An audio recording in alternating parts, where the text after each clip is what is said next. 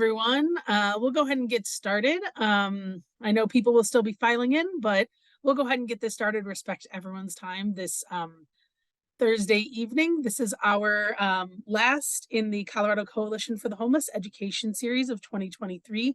My name is Alexis Whittam. I'm the Director of Communications for the Colorado Coalition for the Homeless. And we're always excited to have this event where we're able to really dig into one specific topic and its intersection with homelessness. So thank you for joining. Tonight, we are talking about Native Americans and homelessness, Native Americans and Indigenous peoples and homelessness, and have some really amazing local experts here to talk to us. And we'll have 5 people joining us this evening. Thanks, Gabriella. So we always start with a little housekeeping just to give you an idea of how this is going to go. We do have live captioning available. So if you would like to use that, it is within the Zoom platform, sort of done by AI. So if you go to the bottom of your screen and you hit the CC button, you should see captions, and it should caption what everyone is saying in the session. The agenda for today is essentially like it is most of our sessions. We're going to have this panel. Prior to that, we're going to have a little data presentation. That data allows us to set the stage and really understand what we're talking about, who we're talking about, before we dig in so that we all know sort of the facts as we go ahead and get started. If you are attending as just a regular participant in this event, your camera and your microphone will be off. So if you want to connect with other people, please do so in the chat. Introduce yourselves. We know a lot of people who work in the sector join us. You also can use the Q&A to ask questions. So we always reserve about 15 minutes at the end to answer questions for our panelists. But your cameras and microphones are off, so feel free to, do the dishes, drive home from work, all the things that we're all doing at this hour on a Thursday. This session is being recorded. We always like folks to know that. If you want to rewatch it, if there are parts you really connected with, if you want to share with a friend, you can do all that in the future. We will always send the link out of where it's hosted on YouTube, usually the next day, always within a few days, and that'll be sent to everyone here. And I also want to let you know that we will send the slides out after. There's a lot of data here, a lot to capture. So you don't have to take notes. You can just watch it, learn, and then that data will be sent to you at the end, once again in that wrap email. And it even has links to the sources for any of the data if there's any reason that you would want that in the future. And then if you just want to share on social media, some of us do that with the multi-screens during an event. We always use hashtag CCH Ed Series. And then you can see here the handles for all the organizations, all the individuals here today. I know this screen's going to go by fast, so if you need any handles or information, just put it in the chat and someone on our amazing team can get that information to you. So I'll go ahead and hand over to Andrew West to do our sort of data presentation and sort of set the stage for what we're going to talk about tonight. So Andrew? Yeah, thank you so much, Alexis, and thank you to everyone joining tonight. Really appreciate you sticking with us on this Thursday evening to tune in and hear our presentation. I do want to provide a quick overview, just touching on terminology. I'll be trying to use the terms Native Americans and Indigenous peoples throughout the presentation, but I think it's really important to note that that people have individual preferences on how they'd like to be addressed, and to find out which is best, really, it's best to ask people which term they prefer, what they feel most comfortable with. A lot of our sources do use different terms, but it's important to ask folks. And we should also mention that as a starting point, it's obviously very difficult to cover this all tonight, and we won't be trying to do that. But I do want to recognize that as a starting point, all these statistics that we're going to provide are due to a long history and current practices of genocide, racist assimilative programs, forced relocation, stealing of land, segregation, discrimination, a whole host of things that have led to systems in place, systems of white supremacy and oppression that create these systemic impacts and create a lot of statistics that we see.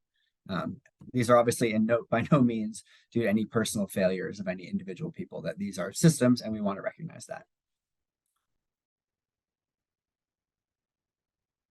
Just to give us a starting point of the population in Colorado, the 2020 census estimates about 75,000 Native American and Indigenous people live in Colorado. If we include Native American and Indigenous folks in combination with people who identify as one or more race, that number is closer to about 100,000.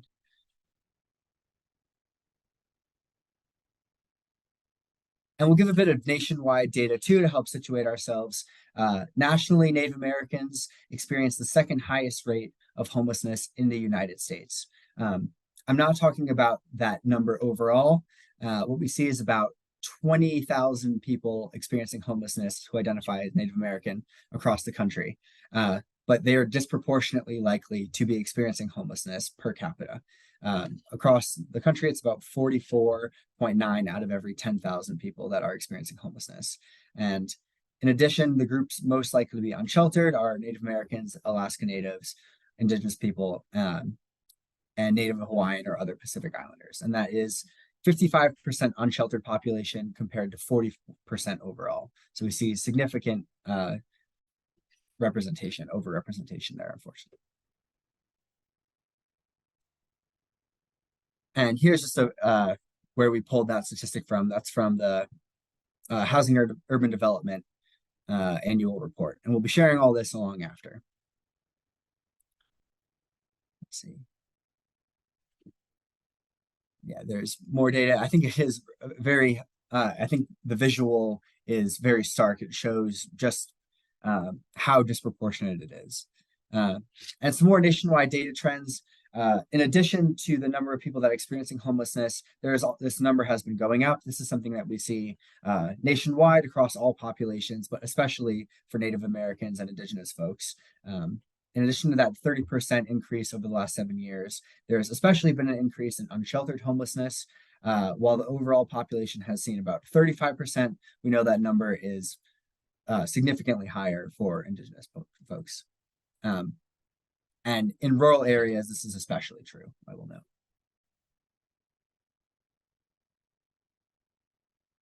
With a bit of that national context, we find really a lot of similar things, that Native Americans and Indigenous people are overrepresented in the population of people who are experiencing homelessness in Colorado as well.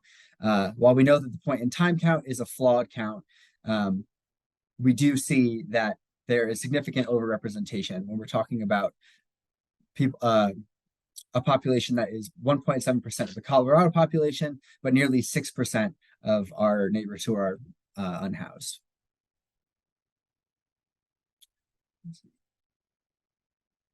And here's a graphic shared by our great partners at MDHI.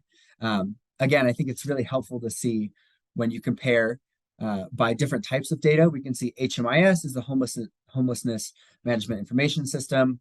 PIT is the point in time count, which is conducted on one night annually, that measures all the people experiencing homelessness at a given moment. The BS-BDAT is another measure, and then we see census data as well. So we see that for the population of Native American Indigenous folks, there is 4 times overrepresentation in homelessness, which means that they are 4 times more likely, the representation is 4 times greater than that of the general population, rather.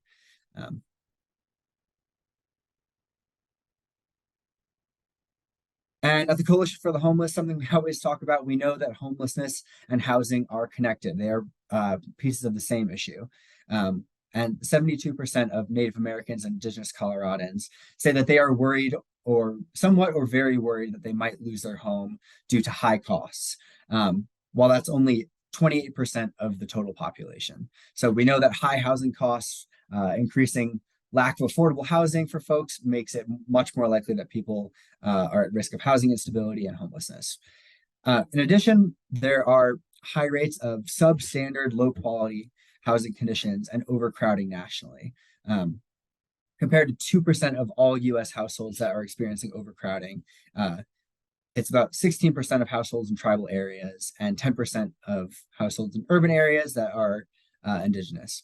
And they mentioned specifically that households are doubled up because of lack of options. This is not just a family living structure. This is because people don't have other adequate and affordable options to be living in. Just wanted to highlight that that is not a choice folks that are making. And again, I will highlight that health and homelessness and housing are all deeply intertwined, deeply interconnected. In addition to lack of adequate housing options, Indigenous peoples born today have a life expectancy that is nearly 5.5 years lower than the US population overall. That's 73 versus 78.5 years. And I think this is really important to highlight that all of these things we're talking about, all these statistics correspond with a significant loss of life, right? This is, I think, one of the saddest things in these statistics that we're talking about. I think it's important to mention that these are human lives and that these policies that we create and these systems and legacies of oppression, along with ongoing systemic inequality, really take away from these life experiences. Let's go next. And beyond just health and housing, we know that there are disproportionate impacts and inequities in income. 41% of Colorado's Native American population and Indigenous folks have an income of less than $30,000 a year, compared to just 10% of the general population. I'll mention that we see these trends nationwide as well. Not only income, we're also talking about overall wealth, access to funds and assets. The typical white family has more than twice the wealth of the typical Native family, and a smaller share of Native households own homes today than in 2000. So we're seeing a troubling trend on that end, as well as the lack of access to banking services as well. I am always super into the data, but I do hate to be the bearer of some of these sad, really depressing statistics, and want to end on some solutions, perhaps a bit of a positive note, and I know we'll hear more of that from our amazing panelists. But we require service providers and really uniquely tailored and cultural competent solutions. Want to make sure that these things are targeted for Native Americans in particular, and not just providing general resources. In addition, we'll talk a little bit more about a homelessness action plan as well.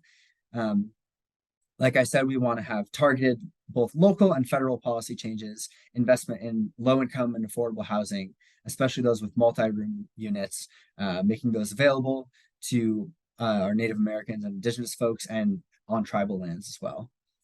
And the last thing I'll touch on is improving fair lending practices. There have been studies that have found that Black, Native American, Asian, and Hispanic borrowers pay significantly higher rates than white borrowers for the same home mortgage loans, even controlling for income, credit history, debt, and other things. So that's it for me. Alexis, I can pass it back to you and we can get started with our fantastic panelists for tonight. Thanks so much, Andrew. So I'll go ahead and introduce our wonderful panelists today as they jump off screen. So first we have Natalie Hayes. She is the site manager of the Native American Inclusive Safe Outdoor Space with the Colorado Village Collaborative. The Colorado Village Collaborative operates 2 tiny home villages, 3 safe outdoor spaces, and 2 micro communities, opening in December. Before working with CVC, Natalie worked in mutual aid work and at various farms locally that are BIPOC-led. So welcome, Natalie. Next, we have Mateo Parsons. Mateo has served as co-executive director of Four Winds American Indian Council since February 2022. Four Winds is a source of community for Denver Native Americans, providing resources to meet cultural and physical needs while activating community members to fight for political change. So welcome, Mateo. Next, we have Paloma Sanchez, Ho-Chunk and Latinx, and they serve as program manager of Native American services at the Colorado Coalition for the Homeless. In this role, Paloma passionately offers culturally tailored support to both unhoused and housed relatives in the Denver metro area. In addition, Paloma leads the way by conducting an Indigenous cultural humility training both within and beyond the organization's boundaries. So welcome, Paloma. Next, we have Juan Sacedo. Juan serves as a case manager at the Fort Lyon Residential Facility in Southeast Colorado. Fort Lyon provides recovery-oriented transitional housing and combines that with that housing with peer support and educational, vocational, and employment services. Juan assists residents at Fort Lyon with recovery and wellness opportunities through the on-site Native American program. And finally, we have Sierra Trujillo, who serves as the Director of Diversity, Equity, and Inclusion at Metro Denver Homeless Initiative, MDHI. bringing over a decade of experience in the homeless services field. Before joining MDHI, she held the position of Community Engagement Director at the Dolores Project, an organization providing direct services to women and transgender individuals experiencing homelessness. Sierra is a tribal member of the Taos Pueblo and currently sits on the board of the Native American Housing Circle in Denver. Raised in Colorado, her personal and intergenerational lived experiences fueled her commitment to advocating for the unhoused community and advancing racial justice. So welcome, Sierra, and welcome to everyone. Awesome. So I'll go ahead and get started. We have some questions that are directed to specific people. We have some directed to everyone, but it's a free-flowing conversation, and want to make sure that everyone can share what they think is most important for this topic, even if it deviates from what we planned. So looking forward to this. But we always like to start by asking, we do this data presentation so it sets a stage and we're all on the same page. Is there anything that maybe we missed in there? Is there anything that surprised you that we're not talking about or wasn't covered locally or nationally, or even anything historical that we didn't cover that you think is important to note? And that question's for anyone.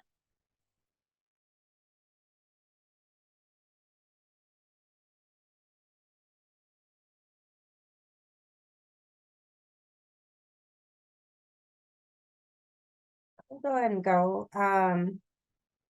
Thank you, first of all, to the team at CCH for the invitation and for putting on this session and panel. Really appreciate the invite and the opportunity to be in community with the other fellow panelists. You all did a great job about presenting the data and hit on some really great points around, income and healthcare and housing. And just wanted to also point out some of the, inequitable public policy decisions around criminal justice, education, child welfare. Just those are some important ones to also consider. And I know that when we talk about homelessness, one of the top things we always speak about is the lack of affordable housing or the lack of low income housing, but really wanting to note there's also an extreme lack of a lack of extremely low income housing as well, which would touch on more of what the population of the American Indian, Alaskan Native Indigenous populations, noting that the median income for those populations in the state of Colorado is around $48,000. So wanted to note that too.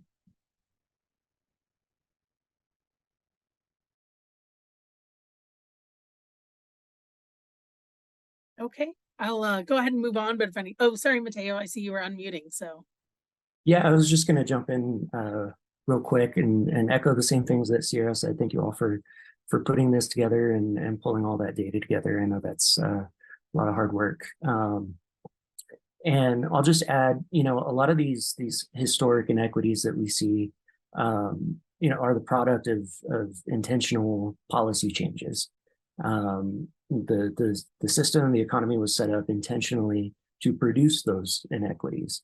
And so our solutions have to be rooted in policy, but they also have to be targeted.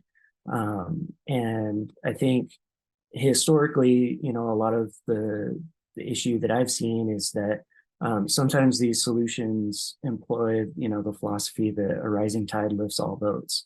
And the unfortunate reality is that not all the boats have the same weight anchors, and they're not moored in the same locations, so to speak. So when we're talking about those policy solutions, that's why I say they have to be targeted, because again, we got into this situation because policymakers decades ago, half a century ago, made intentional choices to produce these inequalities along racial lines.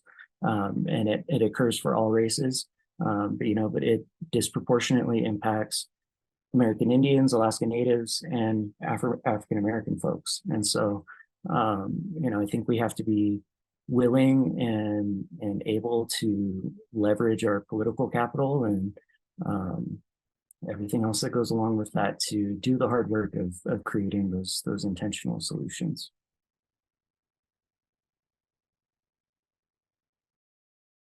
Thank you, Mateo. So Sierra, I have a question for you as relates to the Metro Denver Housing and Homeless Initiative.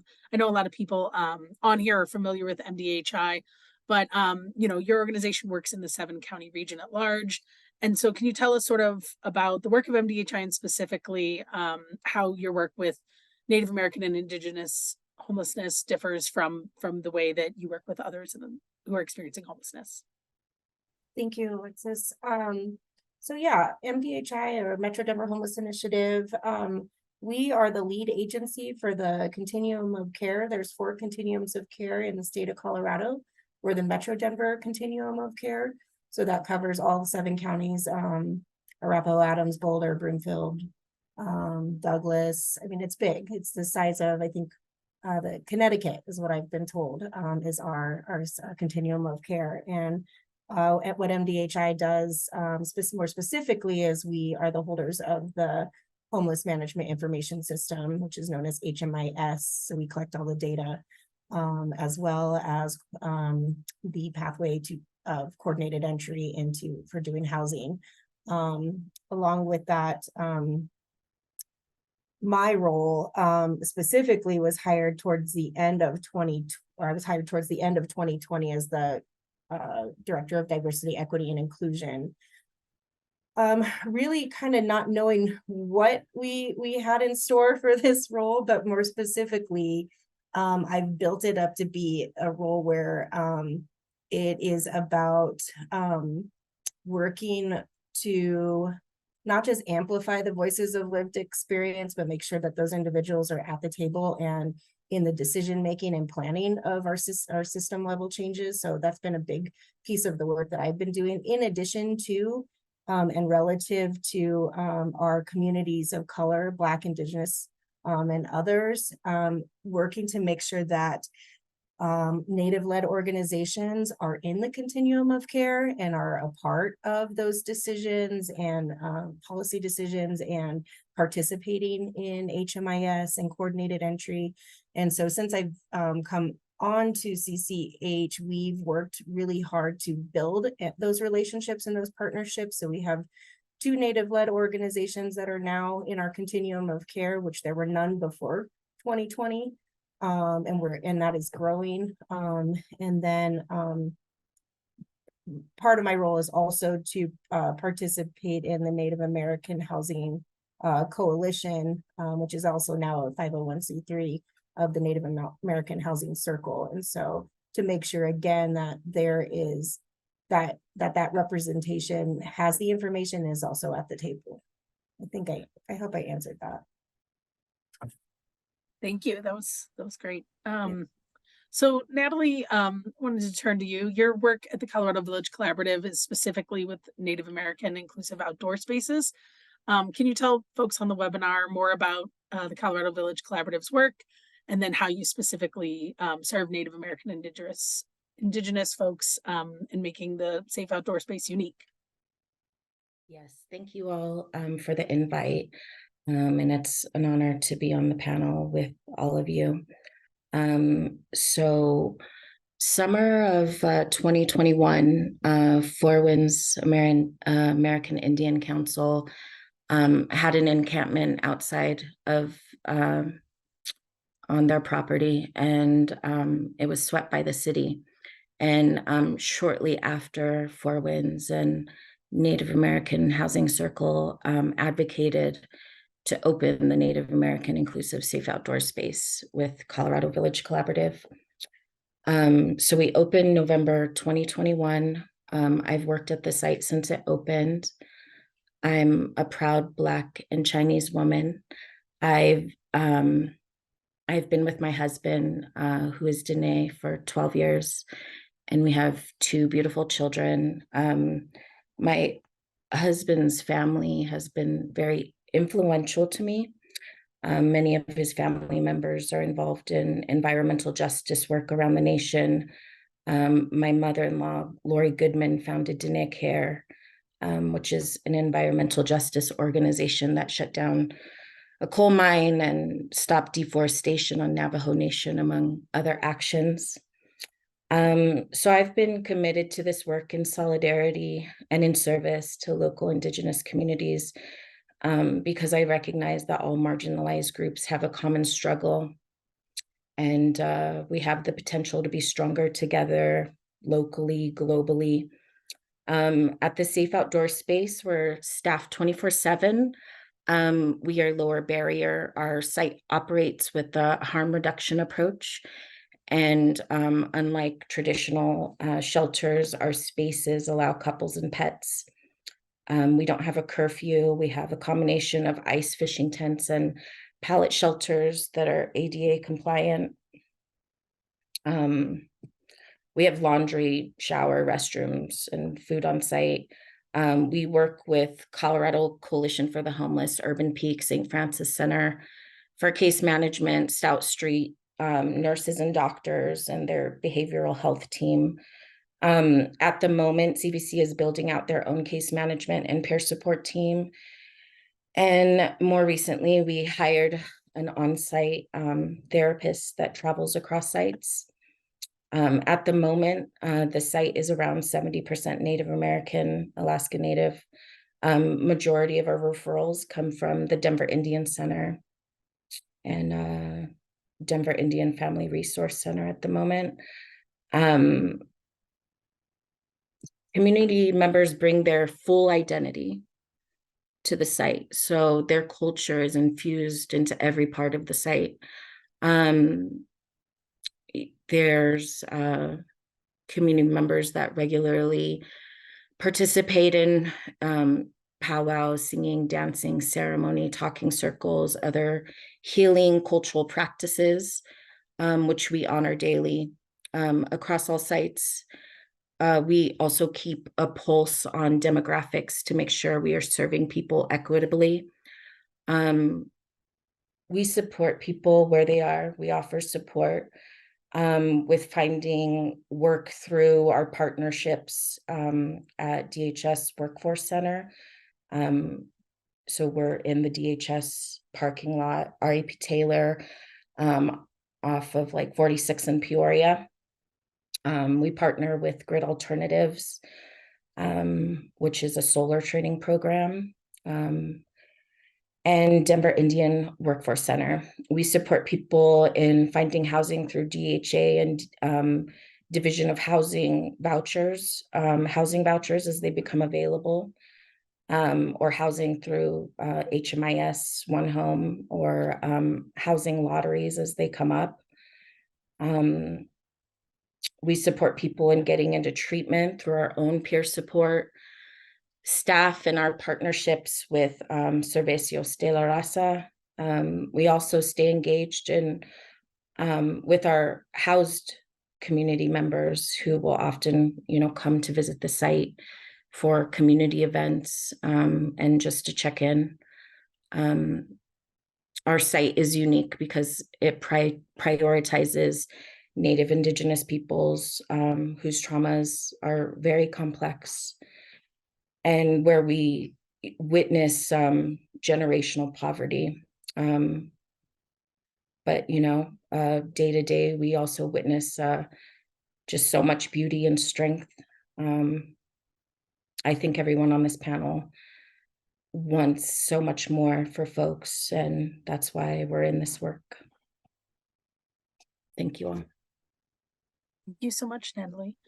That was a wonderfully comprehensive answer and really learned a lot about you and your work, so I really appreciate it.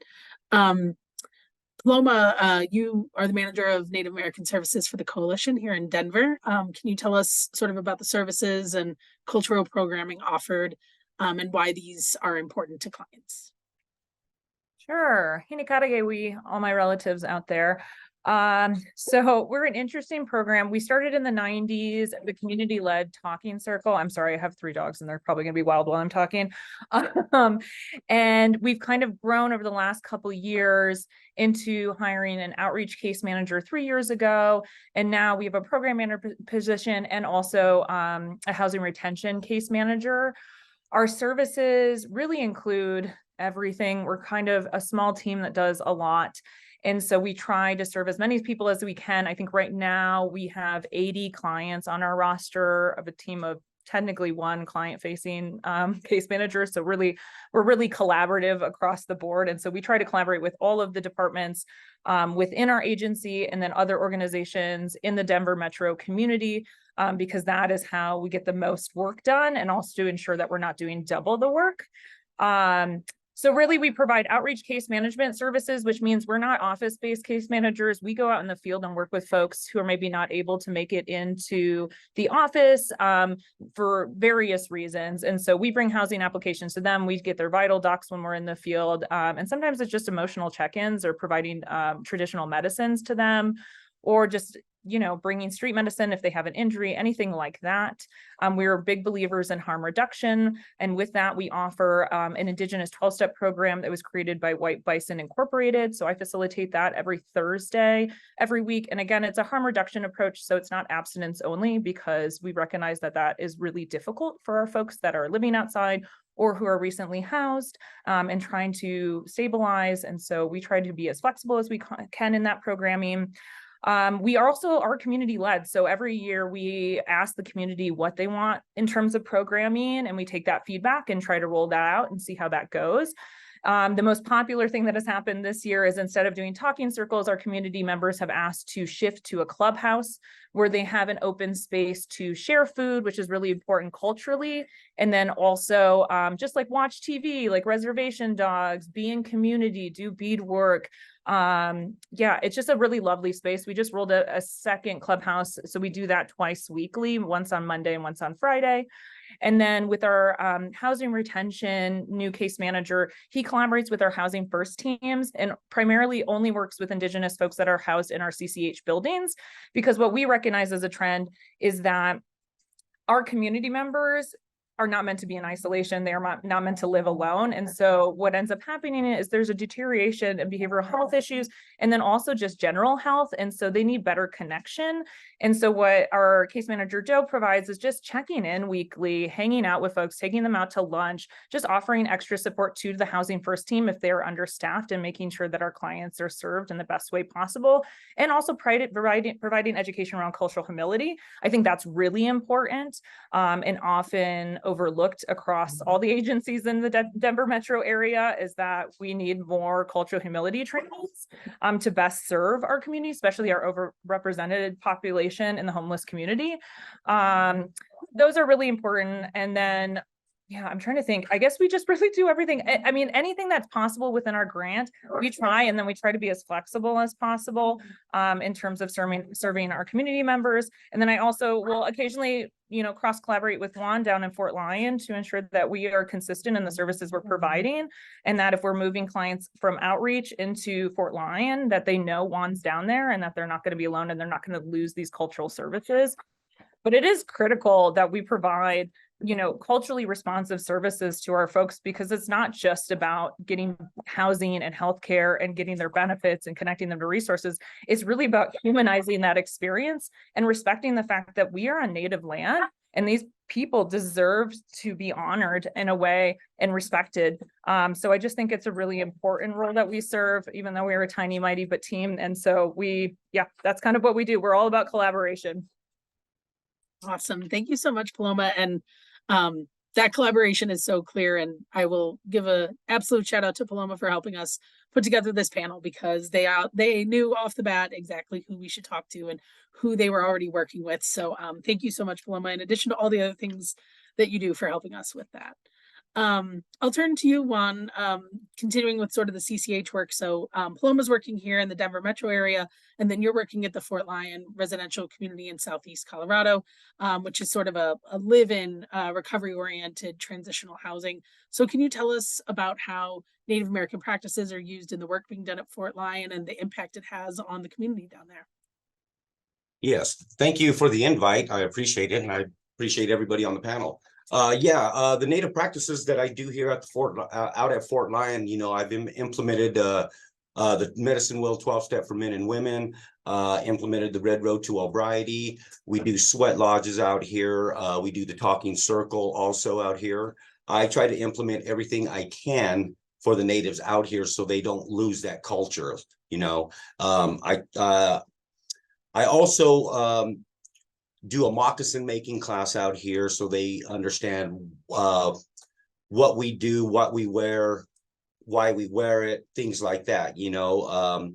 I try to implement as much as I can. I'm actually going to be implementing a dream catching class down here. I got a native brother who's coming from San Luis Valley who comes down and he wants to do that for me. So, you know, there's a lot of things I've been implementing, and the impact it has out here, you would be surprised on a lot of the natives who do come down here. They really want to join and help out on the sacred grounds out here. You know, we have, I'm implementing some teepees out here so that way we can, they can see that we, how our ancestors lived.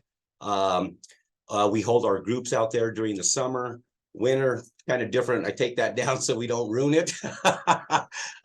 But yeah, I try to implement a lot of things out here for the residents, for the native residents out here. It's not just for the natives. Also, I implement everybody else.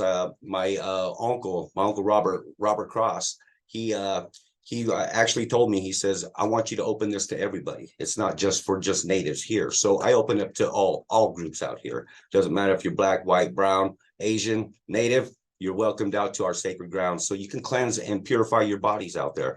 And a lot of the residents out here really take that to heart. You know, a lot of the residents out here really put a lot of work into the native grounds, the sacred grounds out here. So because like I always tell everybody, you know, the more you put into that, the more you're going to get out of it. So, you know, I implement all that to help them heal. You know, a lot of healing process goes out there. We do a lot of smudging out there. We do a lot of praying out there. You know, a lot of the residents ask me to go out there and cleanse their bodies. So I bring my eagle feather and I take them out there and we do a little ceremony out there to make them feel better about not just themselves, but about everything else that they're doing out here. You know, they're a long way from home. You know, they're 3.5 hours, 4 hours away from Denver and stuff. And they're like, wow, what are we doing out here? You know, so I try to implement all that. You know, actually this next year, we will be taking down the NEPI out here. So a lot of the residents out here want to be involved with that. You know, so I try to involve them in everything that we can so they have insight on what we do and why we do things. So, and they really do appreciate that. So Thank you so much. That was great to learn about. So Mateo, the Four Winds American Indian Council is not designed specifically to assist people experiencing homelessness, unlike some of our other organizations here. But that is certainly part of your work. Can you tell us more about like what you all do generally and how it interacts with the homelessness service providers we have on the call? Yeah, for sure. So you're right. We're not a traditional human services organization, but you know, working with our homeless relatives on the streets has been a long-standing part of our work.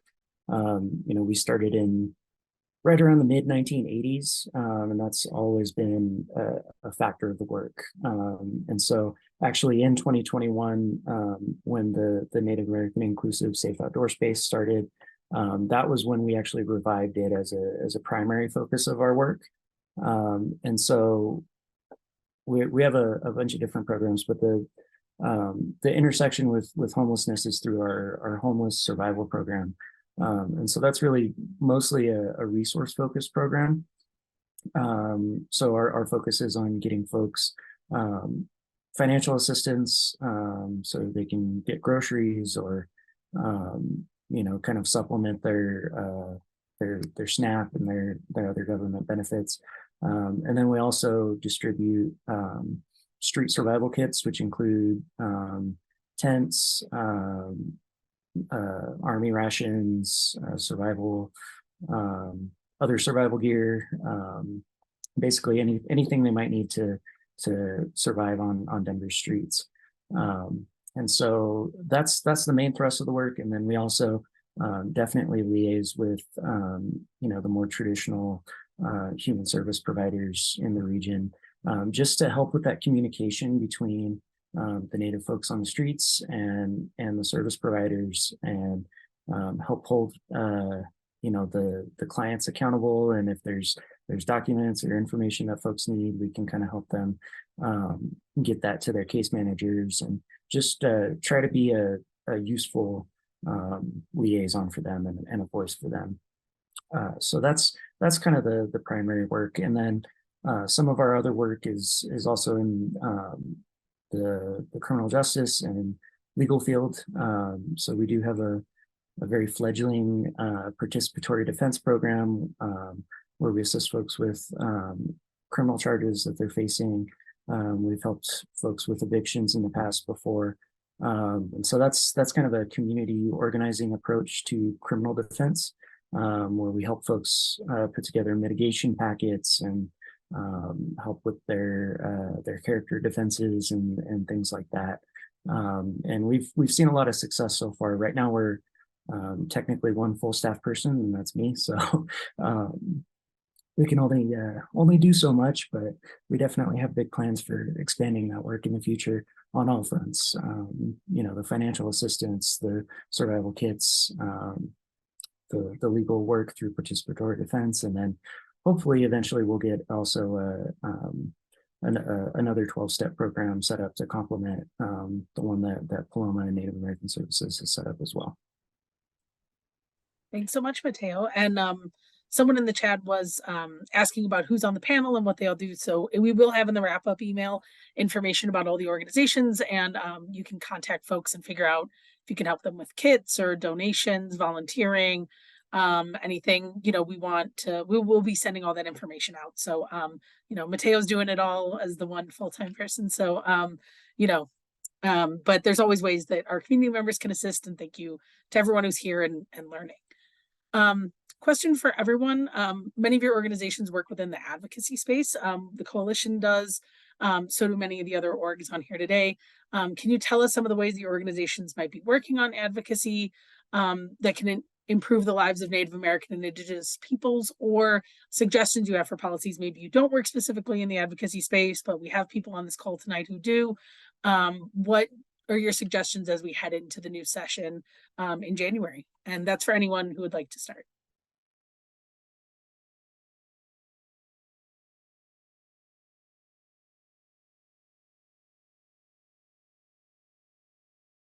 I'll just jump in.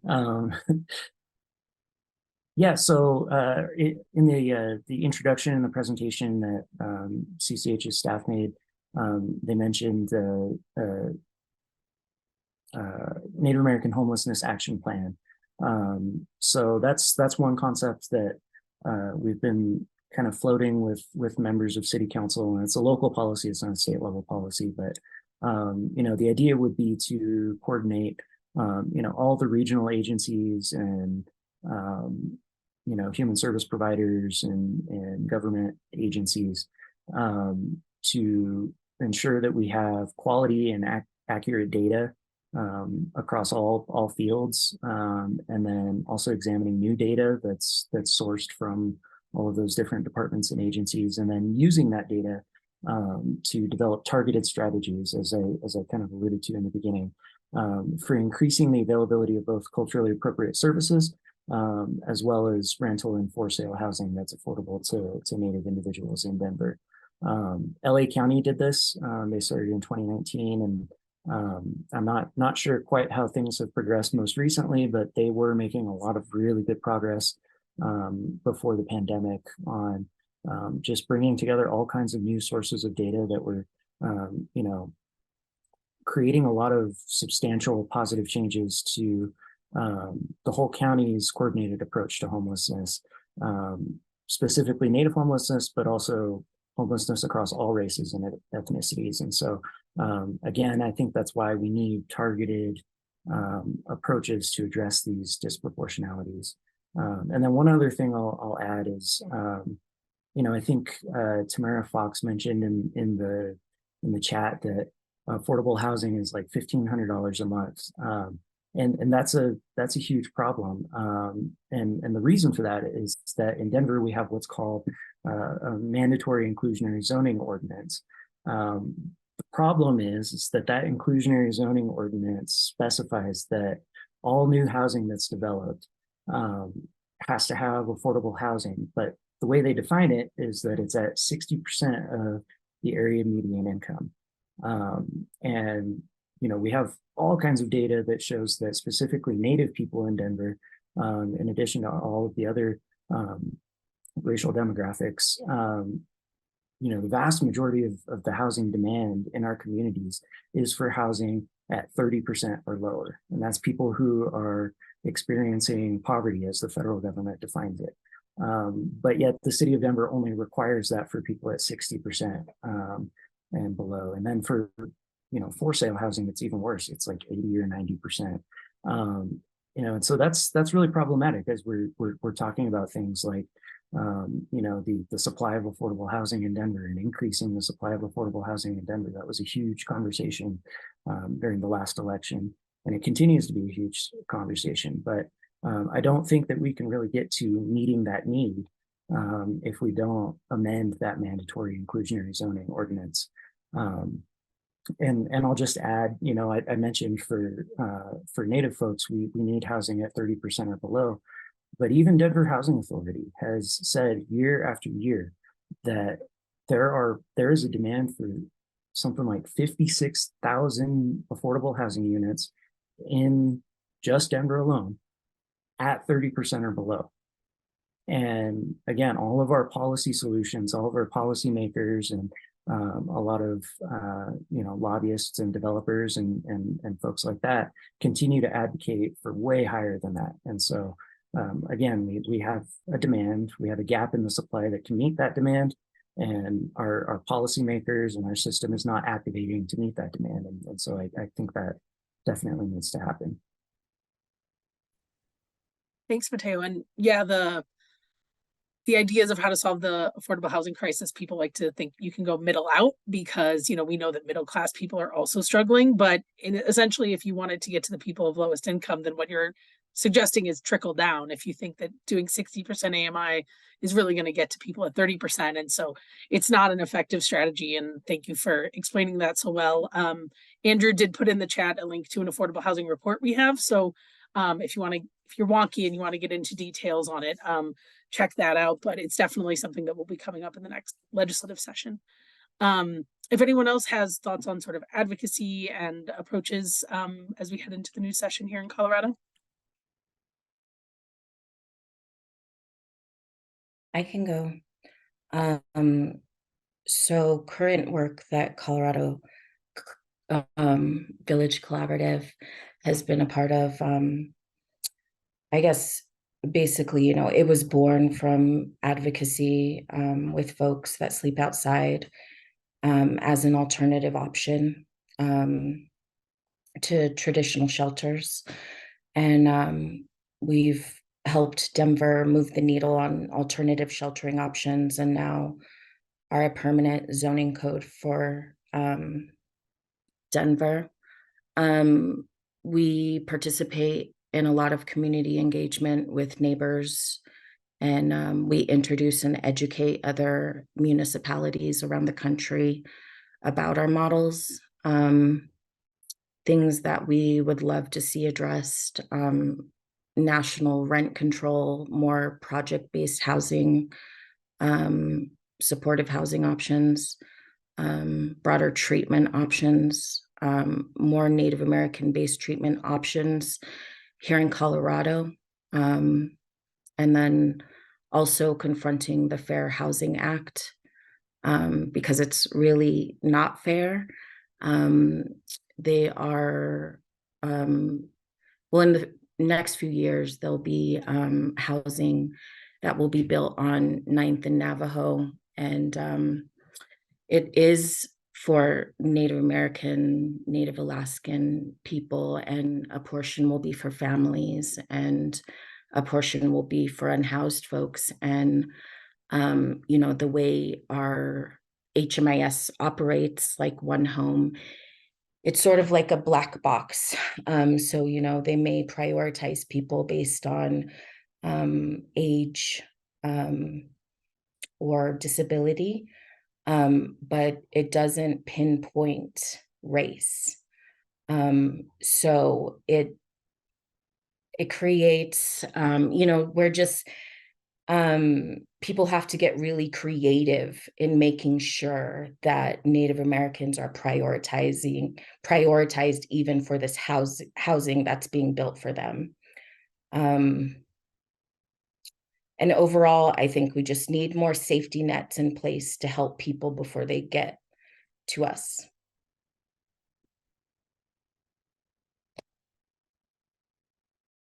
One thing I do want to say in terms of advocacy work too, that it comes up a lot. I'm a part of a work group for the National Indigenous Women's Resource Center, their STARS program.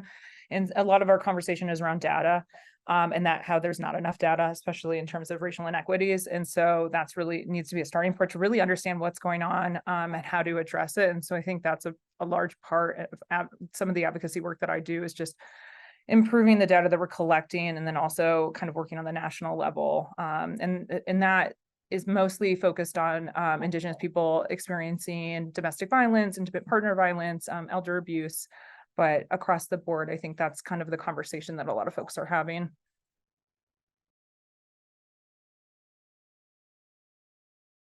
Yeah, I would piggyback on that and to Natalie's point for coordinated entry. When she was speaking about prioritization and getting into housing, there are specifics on prioritization, and a lot of it is around chronically homeless individuals. And I know that that's something that we've been diving into more deeply around racial equity. We have a racial equity working group called the Results Academy that's specifically working on redesign of coordinated entry and what we need to do. And some of the stuff with fair housing is at the top of the list to see how we can find a workaround for prioritizing for race.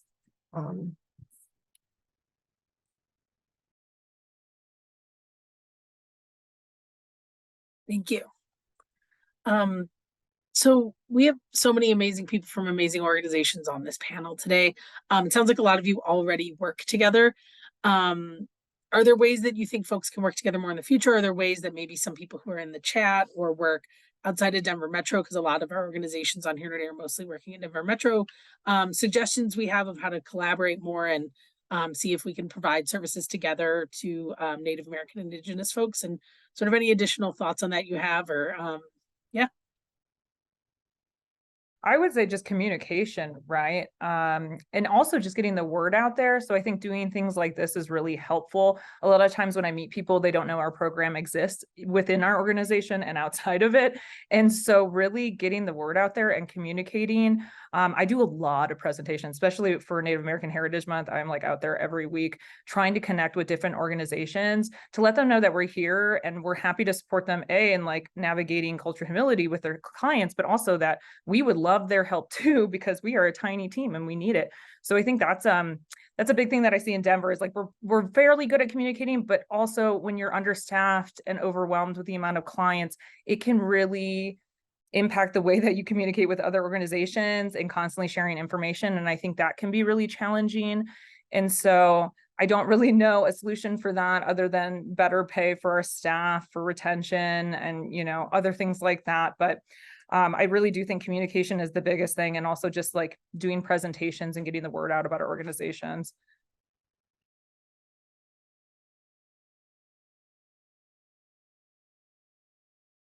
I will plug that the Metro Denver Continuum of Care was awarded the Youth Homelessness Demonstration Program funding for youth homelessness, 2.58 plus million. We are, I guess I would go back to when thinking about Native and Indigenous, I don't know, like traditional perspective is how we are working for the younger generation to make things better and have things better for them. So having folks at the table for this and what we could be doing to be changing our, Mateo talked about having action plans in our community. We are going to be working on a coordinated community plan for youth homelessness. And so what does that look like, and how can we bring our Native-led organizations and just partners in the community who are working with Native youth to the table? So I'd be really happy to connect with folks around that right now. That's happening right now.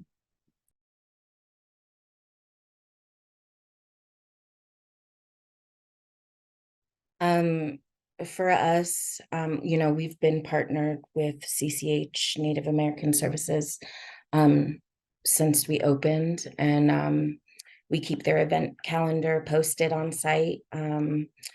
And Four Winds is still making referrals, and Sky has been out. Sky's also with Four Winds to come check on community members. And MDHI, you know, is tracking data for us and feedback from the community about their experience. I would like to connect with Juan about Fort Lyons and specific Native American programming there. So I will email you to connect. I just, you know, encourage folks always come visit the site, come talk to folks. You know, we could always use a meal, or winter clothing donations are needed right now. Thank you, Natalie. And that's a great segue into another question, which is, you know, we have folks on this call or maybe who will watch this later who want to know how to help. Natalie just suggested donations of winter clothes and meals at the specific safe outdoor space that they have. Is there anything else that folks want to shout out that they need, and maybe someone on this call can help with? We only can sort of help each other if we speak what we need, and yeah, specifics, throw them out. I will say I just did a presentation at Rocky Mountain Human Services, and I plugged needing traditional medicine, which you can buy on Prairie's Edge and donate to our program. Sage and sweetgrass is always super helpful. And then coats. We are desperate. We're an outreach team. We do cold weather outreach. We are desperate for coats, but not in small sizes. Typically, we serve clients that are large to 3X.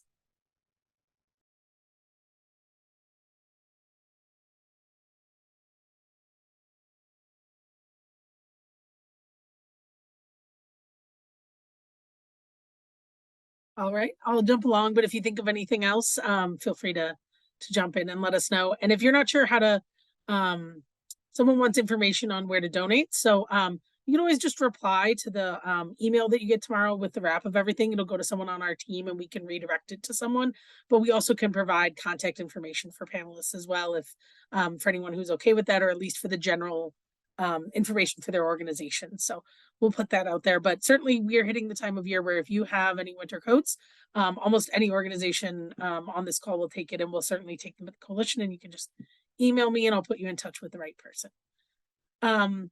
We have one question in the Q&A. This is from Jimmy, and Jimmy wants to know, are there any Native people on the COC in Pueblo? I am on the governing board and would love to include them with us. So specific question, but if anyone has an answer.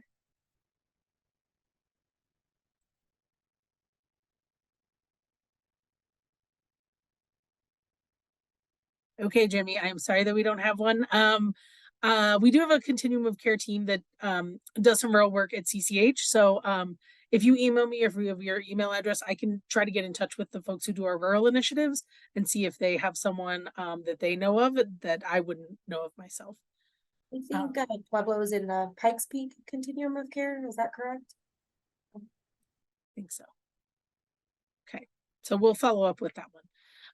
We have a question from Sequoia that is, what programs do you have to support the children's schools, socializing, stuffed animals, etc.? If anyone on here has an organization that does that.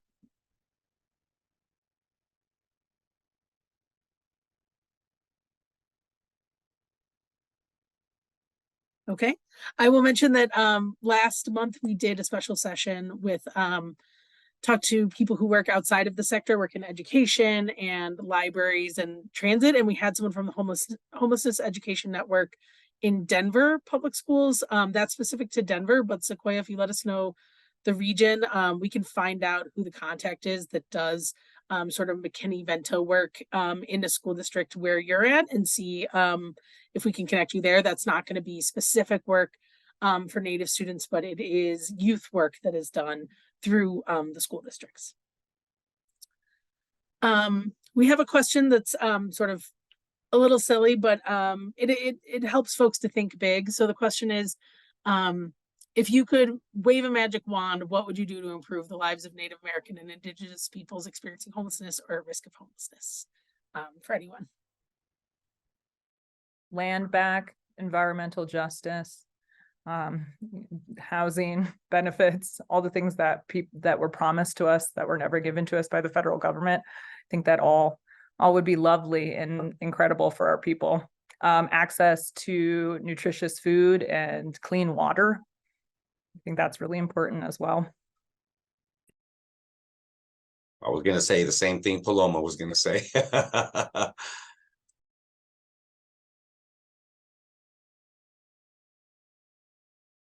I'll just add, I think the attention of people in power. I think all of us on this call are in the trenches, we're on the streets, we're responding.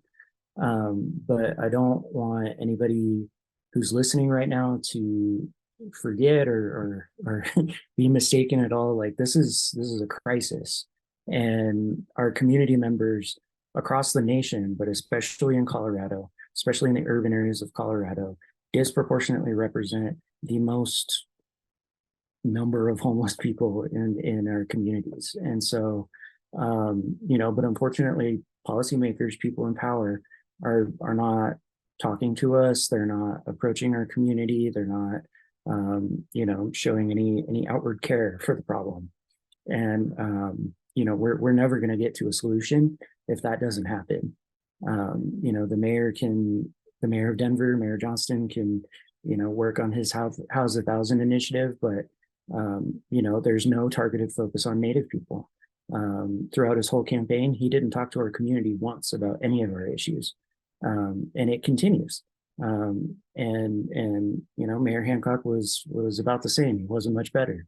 And so, I'll just say it again. We need people who are willing to leverage their political and social capital, and yes, even their financial capital, to move this issue forward and force it into the attention of those who currently have power in our communities.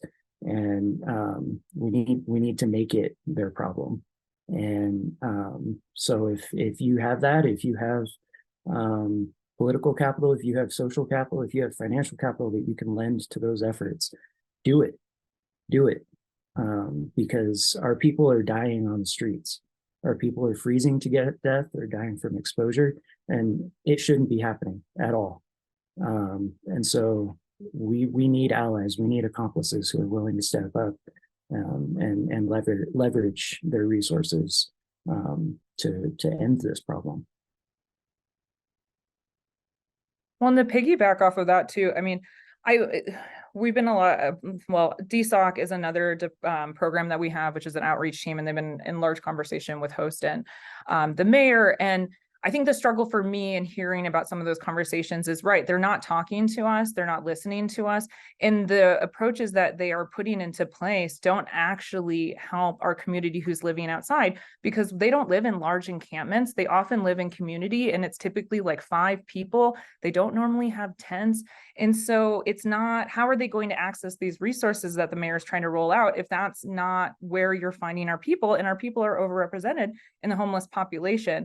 And so, there are only a few of us that are able to get out there and advocate and, talk about this issue. But why are they not coming to us to talk about it? We're the experts. We're the people, out there in the community who know the needs of our community and the wants of our community. And so I wish, it's been a really frustrating couple of months. I'm hearing about those conversations and not having anybody approach us about how to approach this in a way that's culturally responsive and also has the knowledge of like what's going on out there. Where are our people? Why are they not staying in shelters? Why is there chronic homelessness? And also, like, if you're going to provide a voucher, do you understand the criminal justice aspect of it? In terms of, you can't get into housing if you have a recent felony eviction, or with COVID, we have a ton of people with recent evictions. So just really thinking about that, because it all sounds great when you hear it, but who is this for? I'm a big advocate about, if you're going to help the Indigenous community, it has to be with, by, and for the community. No questions asked. That's how you do the work. Yeah, I agree. One of the things that's been very frustrating to me in spaces that I've been in a lot lately is the lack of education and knowledge that folks in power have around Native and Indigenous folks, and making decisions. Like, funding's great, but funding's not great if it's not relevant or if we can't attain it in the right ways. There's a lot of federal funding available for tribal governments, for instance. That doesn't help us in the urban communities when we have representation from tribes all over in Denver, and to come to those spaces and not have knowledge around that, or not have knowledge around any of it, is extremely frustrating. But I will, yes, I echo what Paloma and Mateo are saying. We do absolutely need accomplices and allies speaking truth to power, but also making sure that the representation is at the table and in the room.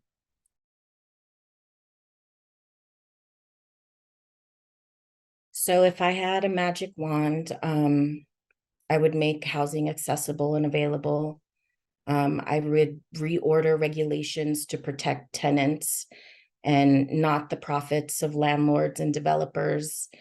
I would return the communities that have been dispersed and dispossessed back onto the land, able to model an existence where, you know, we're not just here simply to generate profit for landowners or be criminalized and attacked, where we can be complete human beings throughout our days and interact as such.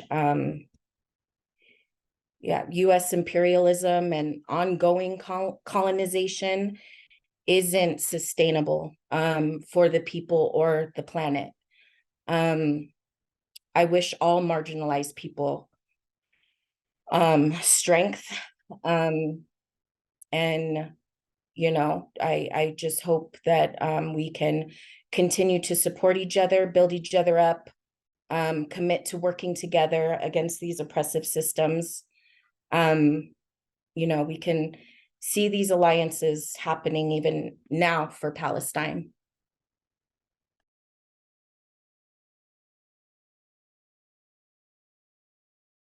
Thank you, Natalie. So we have just a couple minutes left. Just to note, Paloma had to jump off for another presentation, so they're not on anymore. But for anyone else, if there's anything that's giving you hope to share, just to sort of go out on that note, we'd love to hear it, and then I'll go ahead and wrap up after that.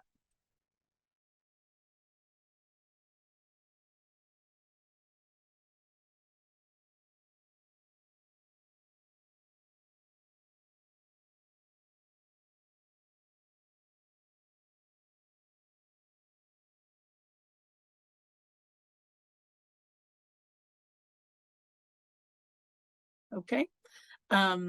Yeah, that's totally okay. And if nobody has anything, we'll go ahead and wrap up. And I know it's tough times right now, and it's you know, thank you all for sharing so much about the situation we're in, and what has gotten us here in terms of targeted racism and exclusionary practices, and that we need targeted solutions. So thank you to all of the panelists who were here tonight.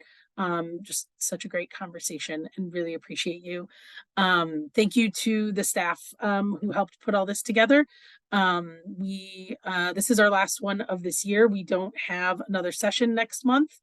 Next month, we'll be doing the Homeless Persons Memorial Vigil on December 21st, the longest night of the year, as we always do. So if you are available on that night, we'll be there at 5:30 p.m. for the program outside of the City and County building here in Denver. And we like to honor those who passed away in the previous year. So please join us for that next month if you're available. As we mentioned, we will follow up with a wrap email that'll have links to all of the resources that we discussed, links to the organizational websites of everyone who was here today that as a panelist, and a link to this video if you would like to share it with anyone. We also have a survey. Please let us know what you thought. We will be planning next year's sessions, so tell us what you want to learn more about. We need these opportunities to spend a long time to really deeply dig into one topic or one group of marginalized people, and have these conversations. So we want to know what you want to see more of. Please let us know, and we'll see you next year when we come back. So thank you.